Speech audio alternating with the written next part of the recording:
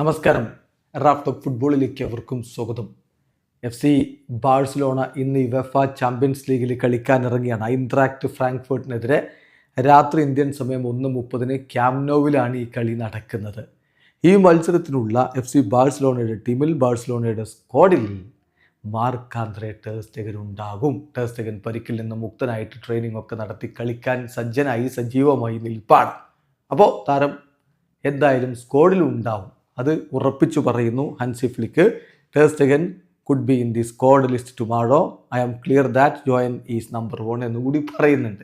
ടെർ Stegen സ്ക്വാഡിൽ ഉണ്ടാവാം, പക്ഷേ ഞങ്ങളുടെ നമ്പർ 1 ഗോൾ കീപ്പർ അത് ജോയൻ ഗാർഷ്യ തന്നെ ആയിരിക്കും എന്ന് കൂടി പറയുന്നു. ഇപ്പോൾ ചില സ്പാനിഷ് മാധ്യമങ്ങൾ റിപ്പോർട്ട് ചെയ്യുന്നത് 3rd ഗോൾ കീപ്പറായിട്ടായിരിക്കും ടെർ സ്റ്റെഗൻ ഉൾപ്പെടുത്തുക എന്നുള്ളതാണ്. ഏതായാലും നീണ്ടകാലം പരിക്കിൻ്റെ പ്രശ്നങ്ങളിൽപ്പെട്ട് ടെർ സ്റ്റെഗൻ മടങ്ങിയെത്തി. ഇനിയിപ്പോൾ സ്ക്വാഡിൽ നിലനിൽക്കുമോ എന്നുള്ളത് കണ്ടറിയണം. തൽക്കാലം അദ്ദേഹത്തെ എന്തായാലും ഈ ഒരു മത്സരത്തിനുള്ള സ്ക്വാഡിലേക്ക് ഉൾപ്പെടുത്തുന്നുണ്ട്.